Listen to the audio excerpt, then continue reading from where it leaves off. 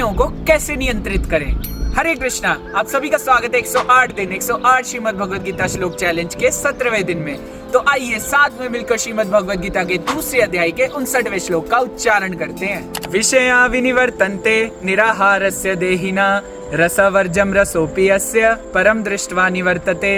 अनुवाद: देहधारी जीव इंद्रिय भोग से भले ही निवृत्त हो जाए पर उसमें इंद्रिय भोगों की इच्छा बनी रहती है, लेकिन उत्तम रस के अनुभव होने से ऐसे कार्यों को बंद करने पर वह भक्ति में स्थिर हो जाता है।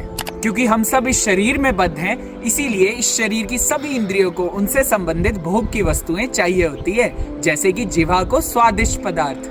क्योंकि जब तक कोई भक्ति के दिव्य स्तर पर स्थित ना हो तब तक इंद्रिय भोग से खुद को रोक पाना मुमकिन नहीं है। निराहारस्य देहिना, भक्ति के अलावा अन्य मार्ग जैसे कि खुद के प्रयास से या यहाँ तक कि अष्टांग योग, यम नियम आदि के मार्ग से भी खुद को इंद्रिय भोग से रोक पाना भी सरल नहीं है। जैसे कोई बीमार व्यक्ति को एक डॉक्टर कुछ चीजें खाने से पाबंदी लगाता है, लेकिन ना तो उस व्यक्ति को वो पाबंदियां अच्छी लगती है और ना ही उन चीजों को खाने की उसकी इच्छा खत्म होती है, और कभी कभी तो मौका मिलते ही वो उन वर्जित चीजों को खा भी लेता है।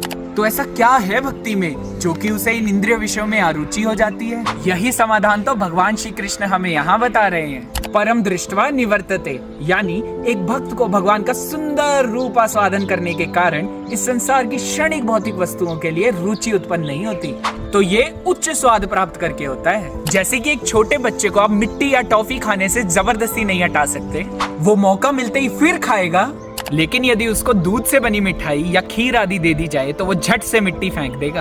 उसी तरह से एक भक्त अपनी जीवा को भगवान का प्रसाद ग्रहण करने में लगाता है, अपने कानों को भगवान के सुंदर नाम, कीर्तन तथा कथा की ओर लगाता है। So let's get the higher taste, परम दृष्ट्वा निवर्तते।